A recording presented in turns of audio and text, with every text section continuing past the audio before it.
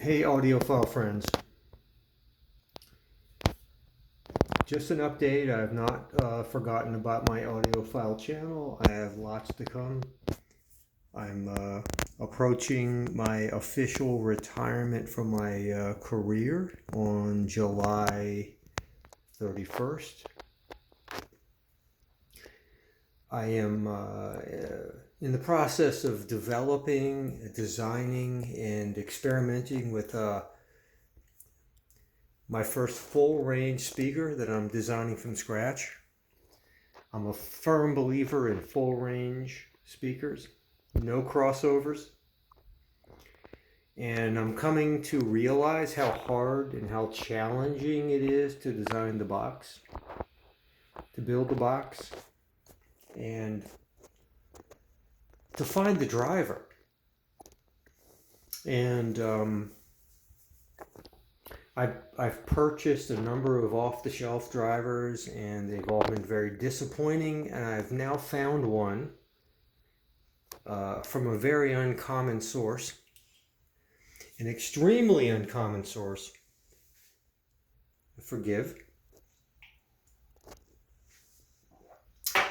That produces, and it actually wasn't designed for this application, but it produces a full range of sound from 30, actually it needs a really large box,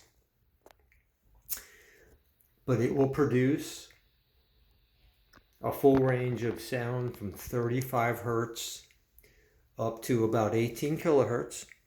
And what I have found through experimentation is that when you're dealing with a full range driver, you don't want a driver with a flat frequency response. You actually want a driver with a sort of a linear frequency response that advances linearly from, let's say, 1 kilohertz to 20 some kilohertz in sort of a linear fashion upwards from, let's say, 90 dB to about 110 dB. And you want that, you need it. And I've found it through experimentation.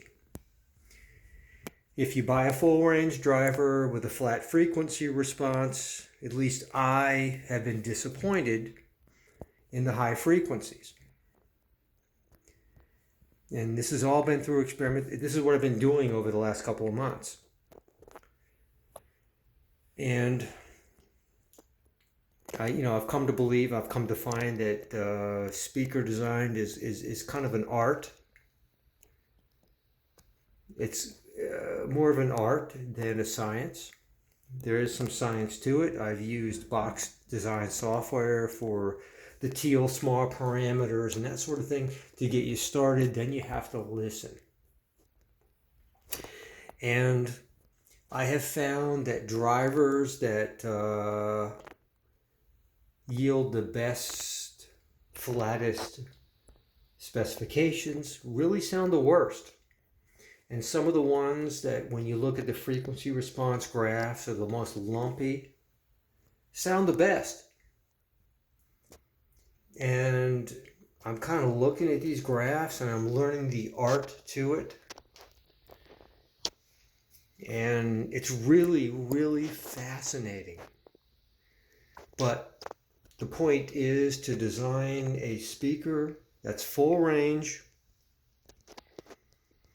that sounds as good as, for example, a two-way range speaker. A two-way or a three-way, but full range, no crossovers. Crossovers with crossover distortion, with phase distortion, all the things that come with the crossover. There's all kinds of phase problems, and with phase problems comes timing problems, and all kinds of other issues. You don't get that with a full range driver.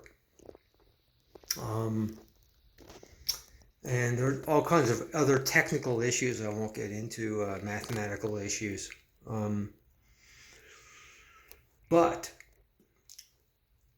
I found one driver that sort of does it all for me. And now I'm working with that, but it requires a really large box to get those low frequencies. And what I'm also finding is that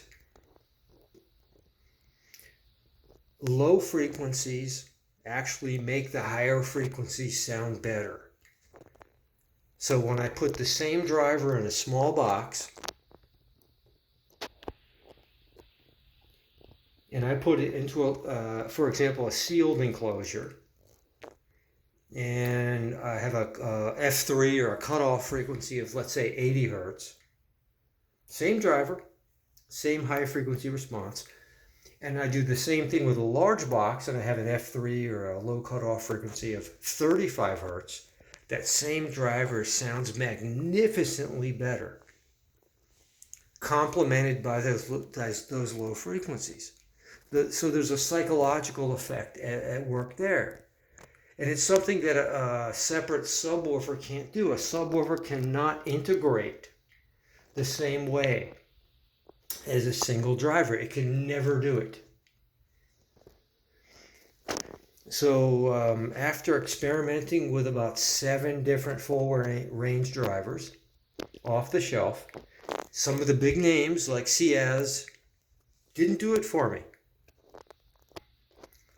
So I found this one driver, which is a weird, it was like I don't want to give away my source because I'm starting a company. Actually, when I retire, I will give away the source if it turns out to be as good as I think. I will. But it was an unexpected source. And it's actually a professional driver for commercial use. Which, by the way, is not uncommon. Sometimes professional drivers come in handy in personal audio use. But it sounds magnificent. And the teal small parameters, the VAS, the FS, the QES, and the QTS are so perfectly aligned that I can get this thing to, with a large enough box, it's like, it needs like 8 plus cubic feet of a box with a pretty large port to get me down to 35 hertz and a good flat 35 hertz, by the way, all the way up to about 18 kilohertz, which no one can hear past that. I don't even care. No one can. Maybe a child can, but no adult can. And this beautiful linearly rising slope, which is what you need with a full range driver, because you want to angle these speakers behind the ear. And the off-axis projection is perfect, nice and flat. Everything is perfect, so I'm excited about it.